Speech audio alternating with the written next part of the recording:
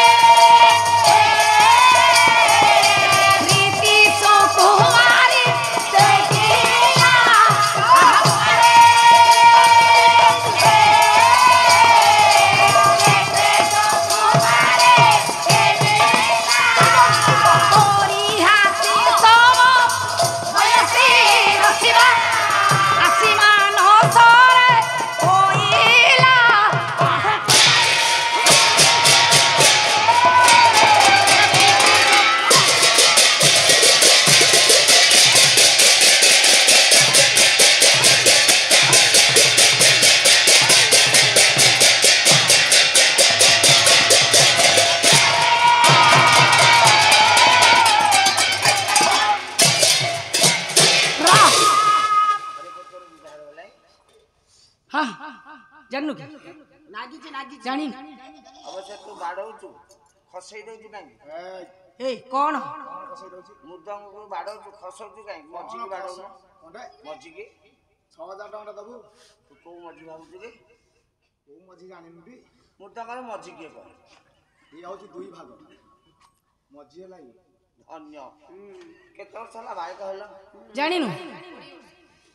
शिखिला नि किछि अरे कला मजी एटा अरे इच्छा पट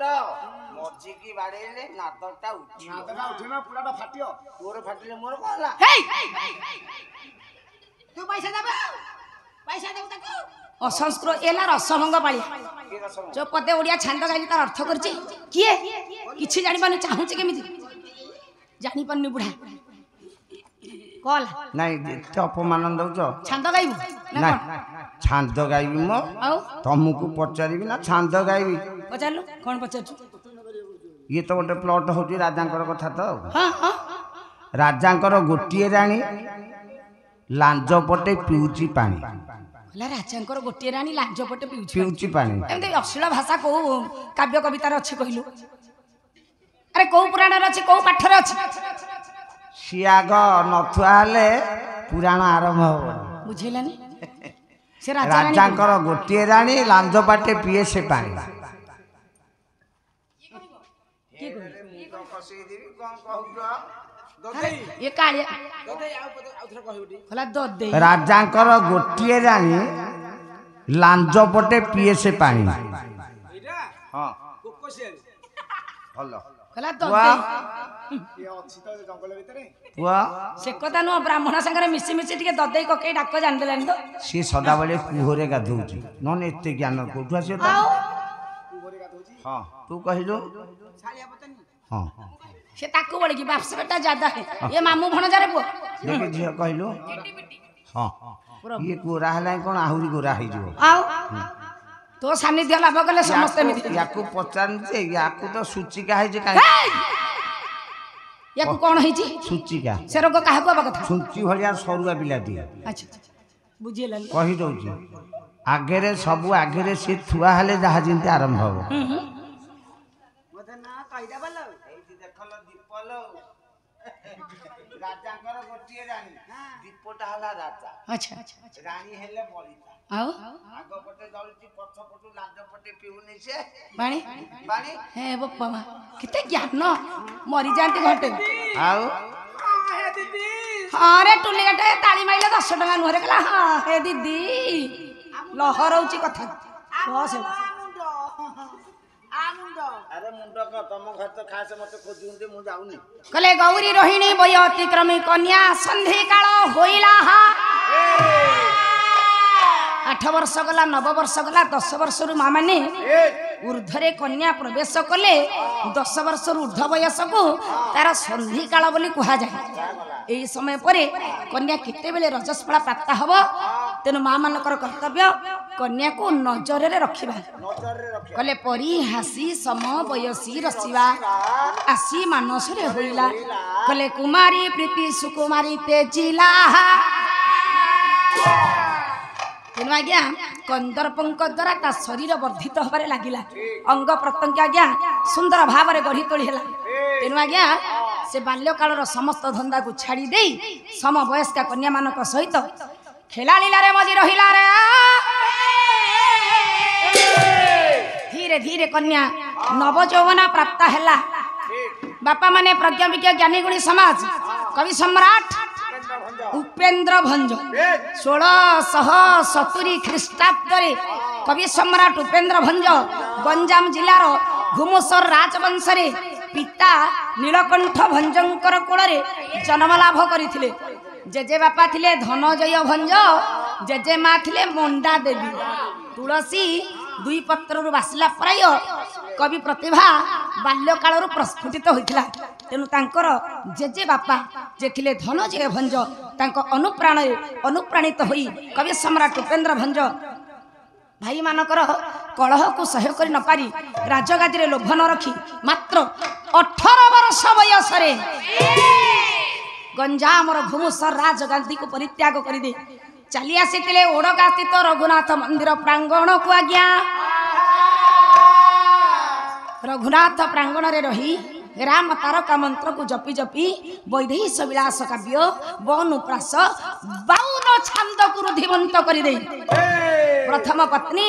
ଲାବଣ୍ୟବତୀଙ୍କୁ ହରେଇ ଦେଇ ଦ୍ୱିତୀୟ ପତ୍ନୀ କୋଟି ବ୍ରହ୍ମାଣ୍ଡ ସୁନ୍ଦରୀକୁ ବିବାହ କରି ଚାଲି ଯାଇଥିଲେ ଆଜ୍ଞା ଶ୍ରୀକ୍ଷେତ୍ର ଧାମ ପୁରୀକୁ। ପୁରୀରେ ସମସ୍ତ କାବ୍ୟ କବିତାକୁ ରଚନା କରି ତାଙ୍କର ଶେଷ କୃତି ଦ୍ୱିତୀୟ ପତ୍ନୀଙ୍କ ନାମର ପୁସ୍ତକ କୋଟି ବ୍ରହ୍ମାଣ୍ଡ ସୁନ୍ଦରୀକୁ ଲେଖିଦେଇ ଇହଲୀଳା ସମ୍ବରଣ କରିଥିଲେ। ମହାନ ଆତ୍ମା ଜାଜୁଲ୍ୟତମ ଜ୍ୟୋତିଷ ଆଜ୍ଞା ବିଶ୍ୱ ବ୍ରହ୍ମାଣ୍ଡର ଜଣେ ଅଧିନାୟକ କବି ସମ୍ରାଟ ଉପେନ୍ଦ୍ର ଭଞ୍ଜ। କାବ୍ୟ ହେଲା ଲାବଣ୍ୟବତୀ ସୁକନ୍ୟାଙ୍କ ରଙ୍ଗରେ ଯୌବନ ଛୁଇଁଲା। କହିଲେ ଶୁଣ ରସି କେନ ବଜହୁବନି ହବନି ତେଣୁ ଉପମା ଗଣ ନିରନ୍ତର ଭାବି ହେଲେ କାତର ଛଡ଼ି କାନ୍ତିକି ଲଭିନ ଭିତିକି କଲା କଣ୍ଟକ ଦୁର୍ଗକୁ କେତକି ପାଞ୍ଚେ ମନ୍ଦାର କୁଚ ବଢିବାରେ ପୁଣି ନମନି କିମ୍ବା ପାରାବାରେ। ଏହିପରି ଭାବ ନବଯୌବନାରେ ପଦାର୍ପଣ କରିଥିବା ରାଜଜେମା ସୁକନ୍ୟା ସମସ୍ତ ବିଦ୍ୟାକୁ ଆୟତ କରିଥିଲେ। ବିଦ୍ୟା କେତେ ଆଜ୍ଞା ନା ବିଦ୍ୟା ହେଲା ଅଷ୍ଟାଦଶ। ପ୍ରମାଣ ଦେଲା ବେଦ। କଲଙ୍ଗାନି ବେଦ ଚତ୍ୱାର ଆରେ ମୀମାଂସା ନ୍ୟାୟ ବିସ୍ତାର ଧର୍ମଶାସ୍ତ୍ର ପୁରାଣ च एत विद्या ये चतुर्दश बोले आयुर्विद्या धनुर्विद्या अरे गांधर्व चेति त्रय अर्थशास्त्र पुराण च अरे हेत विद्या चतुर्थय गण धन 18 विद्या हम अंगानी माने षडांगानी 6टा विद्या अंतर्भुक्त शिक्षा कल्प छंद निरुक्त ज्योतिष व्याकरण वेद चत्वार रुख जजु साम अथर्व मीमांसा न्याय विस्तार धर्मशास्त्र पुराण आयुर्विद्या धनुर्विद्या गांधर्व विद्या अर्थशास्त्र अष्टादश विद्या को आयत करिछि। दिने प्रभात रे आज्ञा राजजेमा सुकन्या को मनरे उंकी मारिला ये अष्टादश विद्या मध्य धनुर्विद्या अंतर्भुक्त गोटे झियो जेतु विद्या को आयत करिछि टिके ताको परीक्षा करिवि। प्रभात रे से पिताश्री को निकट को जाछि धरा पृष्ठ रे होइछि शुभ प्रभात शुभ प्रभात ओहो जो राती पाइबो जे पालार नहीं बांका पालाटा सारा फांका पद को 60 टंका बांका बेस 3 बाटी 18 माने जमी शेष ब्राह्मण को धन बाद कह गोलबाई निवासी बाकनीति दास निजर समस्त संपत्ति को शेष कर दे हाथी उपरे बसी राजा द्वारा आज्ञा टक्कर देथिले तेनु निजर महानता को छाड़ी नथिले अच्छा तेणु आसबे आज्ञा जड़े नव बहिता स्त्री ता स्वामी को कहूची धरा पृष्ठ रे केमिति शुभ प्रभात आसी स्वामी अरे तुम्हें मते विदाय दियो अरे मु जड़े नव बहिता स्त्री मु चाहूची स्वामी प्रभात पूर्व तुम स्थान विदाय नेबी ए रहब पाला ये होजे कहीं एतन स्वामी के स्त्री के जे he is my husband I am her wife you don't know ये मो स्वामी मु ताकर एकमात्र स्त्री नव विवाहित स्त्री बुझिलो पाला भल होजे रे ନାଇଁ କଣ ଅସୁବିଧାଟା ହେଲା अरे तू बाय कह कि तथापि मुंड फटेई पारनो ନାଇଁ କଣ ଅସୁବିଧାଟା ଅଛି କହୁନ अरे आम भितर हेले स्वामी मु होइतांती बुढ़ा आशा करी था गछ फल फलिब फलिब कि न फलिब के जाने स्वामी बोले हां करजो मोर स्वामी होनु कले जीव धन है ये बोलो ये प्राण धन है होइला सुन होइला कर धरुछि कर मेलाणी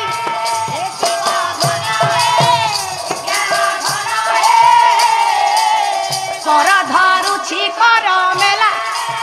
ये जीव धन है प्राण कर धरुछि कर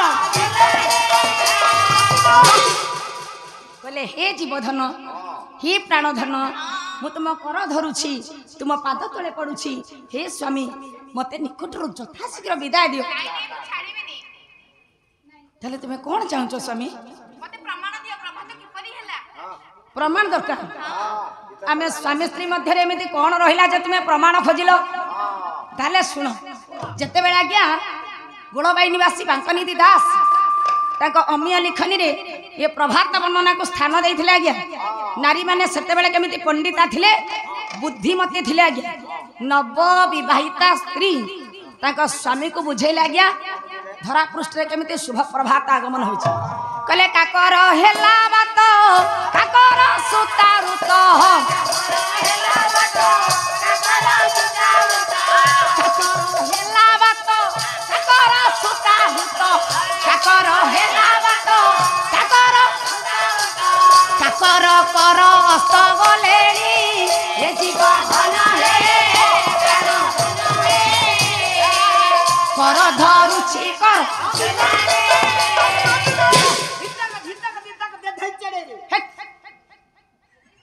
पार्लार पेंठस्थल ये जहाँ को देखबो जने जने वरिष्ठ कलाकार जदि जानिचु सिको पेंडाले केबे पाला गाइचु को कहउछ दिथर आइची सतरे ताले जानिथिबो हमर वहिंती मारणा मौसा महाराणा मौसा बसचंती ताले तोर कोन कार्य से सब तुलना कर सारिबेनी अरे ए पागल से जो बोलो डाकिलानी के हां ताको घर को मोर जिबा आसे बेसी ना मनार बेसी जीवा बुझाई दबु से कोन डाकिला बोल धिता का दे दे चेड़ेई मनार पे जाउची हम घरको याकर हां पांचटा मुगुरा गछर हेची हमर वर्षा दिने हां बहिरे बसई देबे पांचटा पर पहुंची दिबे मुगुरा फूल हो जाय माछ हां घर को टेकी आने तांगर बड़ चिड़ेईटा अछि अच्छा अच्छा अच्छा अच्छा तळे थोई देबे मुगुरा टेकी देबे इच्छा को खोले माछ उड़ा खसु नथबे ना ना ना ना कौन करे धिता का दे दे चिड़ेई दे मो भगवान केते ज्ञान बस जोड़ी हमर भलो कहले काकर हेला बात काकर सुता सुत काकर करस्त गलेणी स्वामी धरा पृष्ठ रे केमिति शुभ प्रभातर शुभागमन होइचे सुनो कहले काकर हेला बात काकर अर्थात शीतल बात अर्थात पवन कहले स्वामी धरा पृष्ठ रे शीतल पवन धीर मंथर गति रे बहिबारे लागिले कहले काकर सुता सुत काकर अर्थात काऊ काउर सुत कोइली कहले हे स्वामी काऊ कोइली राब देलेनी कहले काकर करस्त गलेनी हे स्वामी काकर अर्थात शीतल कर अर्थात किरण शीतल किरण धारी चंद्र बे अस्त गलेनी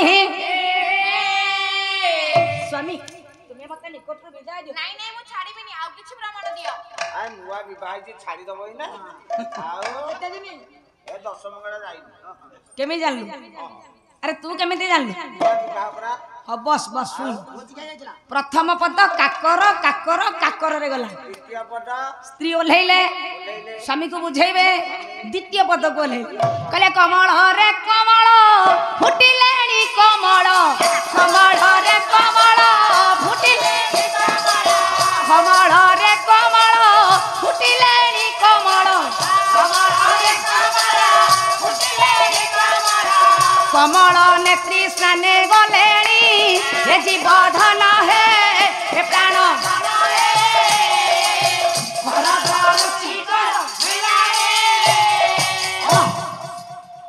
କହିଲେ ହେ ଜୀବଧନ ହେ ପ୍ରାଣଧନ କମଳରେ କମଳ ଫୁଟିଲେଣି କମଳ କମଳ ଅର୍ଥାତ ପୁଷ୍କରିଣୀ କମଳ କମଳ ଅର୍ଥାତ ପଦ୍ମ ଫୁଲ। କହିଲେ ସ୍ୱାମୀ ପୁଷ୍କରିଣୀରେ ପଦ୍ମ ଫୁଲ ବିକଶିତ ହେଲେଣି। କହିଲେ କମଳ ନେତ୍ରୀ ସ୍ନାନେ ଗଲେଣି ପଦ୍ମ ନେତ୍ରୀ ନାୟିକା ମାନେ ସମସ୍ତେ ସ୍ନାନ ନିମନ୍ତେ ଚାଲିଗଲେଣି। ସ୍ୱାମୀ ମୁଁ ଜଣେ ନବବିବାହିତା ସ୍ତ୍ରୀ ଯଦି ସମସ୍ତଙ୍କ ପଛରେ ମୁଁ ସ୍ନାନ ନିମନ୍ତେ ପୁଷ୍କରିଣୀକି ଯିବି ଏ ଲଜ୍ଜା କ'ଣ ତୁମ ଲଜ୍ଜା ନୁହଁ? ନାଇଁ ନାଇଁ ମୁଁ ଛାଡ଼ିବିନି। ଆରେ କେଡି କାଣ ଦିଆର ସ୍ୱାମୀଙ୍କର ମନ ଭରିନି ପତ୍ନୀଙ୍କ ନିକଟରୁ ଛାଡୁନାହାନ୍ତି କିନ୍ତୁ ସ୍ତ୍ରୀ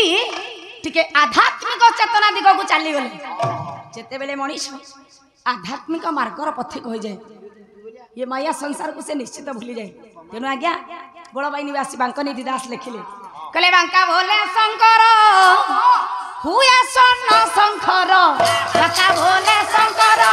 ହୁଏ ବାଙ୍କା ଭୋଲେ ଶଙ୍କର ହୁଏ ସ୍ୱର୍ଣ୍ଣ ଶଙ୍ଖର ବାଙ୍କା ଭୋଲେ ଶଙ୍କର ହୁଏ हे स्वामी हे सेवके हे निशंकारे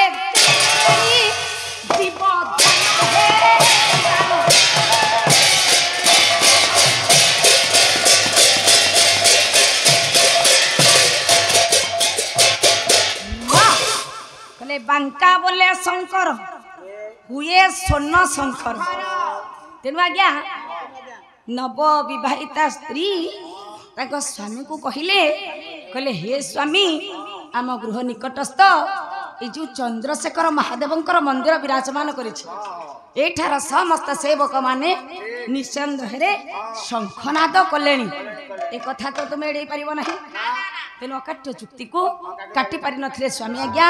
निज निकटरू नव विवाहिता स्त्री को आज्ञा विदाय दे देले। आज्ञा हेला कोन ये प्रभात वर्णन आम समाज कौन शिखिला आमे कौन शिखिले आज्ञा आमे जदि प्रभात रे स्नान सारी शुद्ध वस्त्र परिधान करी गृह आज्ञा शंखनाद करवा तेबे वास्तु शास्त्र अनुसार गृहरु वास्तु दोष कटिଯିବ। एई प्रभात रे प्रवेश कले राजजेमा सुकन्या तांकर पिताश्री सरजातीଙ୍କ निकटरे कहमा ମୁଁ ସଖୀ ମାନଙ୍କ ସହିତ ବନ ଭ୍ରମଣ କରିବାକୁ ଯିବି। छा मा से स्वाधीनता मु तते देइछि मा अरे जा ହଉ ପିତା ମୁଁ ଯାଉଛି। छा मा कले पिताଙ୍କ आदेश बाहिन बारिश मनरे होई हरस मनरे होई चंदन आरोही सखी संगे जाई वैदुर्यारण्ये प्रवेश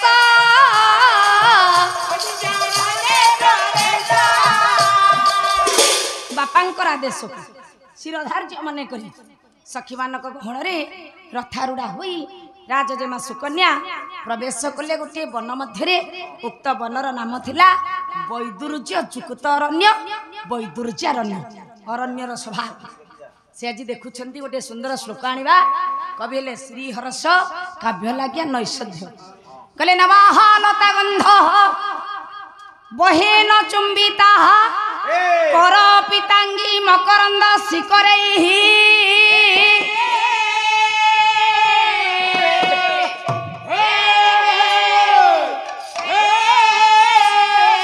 दृशाहानुर्पेण स्मित सवि कुडुमला दोरा दोरा भ्याम दर कंपनी पप्पे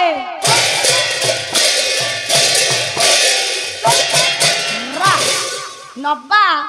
ଲତା ଗନ୍ଧ ବହିନ ଚୁମ୍ବିତା ନୂଆ ନୂଆ ଲତା ମାନେ ଯେଉଁ ନବ ପ୍ରସ୍ଫୁଟିତ ପୁଷ୍ପକୁ ଧାରଣ କରିଛନ୍ତି ଏ ପୁଷ୍ପ ଉପରେ ଭ୍ରମର ବସି ଚୁମ୍ବନ ଦଉଛି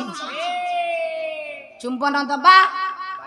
ଏକ ଲଜ୍ଜାଜନକ ଘଟଣା ତେଣୁ ଆଜ୍ଞା ଏ ଲଜ୍ଜାଜନକ ଘଟଣାକୁ ସହ୍ୟ କରିପାରୁନାହିଁ ଭ୍ରମରାଗୀ ତେଣୁ ଇତି ଅବସରରେ ରାଜଜେମା ସୁକନ୍ୟାଙ୍କ ସମେତ ସମସ୍ତ ସଖୀମାନଙ୍କୁ ଦେଖି ଭ୍ରମରାଜି କ'ଣ କରିଛି ଲାଜ ଏବଂ ହସ ନୟନରେ ପୁଷ୍ପ ମଧ୍ୟରେ ରହି ରାଜଜେମା ସୁକନ୍ୟାଙ୍କ ସମେତ ଆଜି ସମସ୍ତ ସଖୀମାନଙ୍କୁ हेलो ସ୍ୱାଗତ ଜଣାଉଛି हेलो रॉकेट जुगर मोर पॉकेट जनता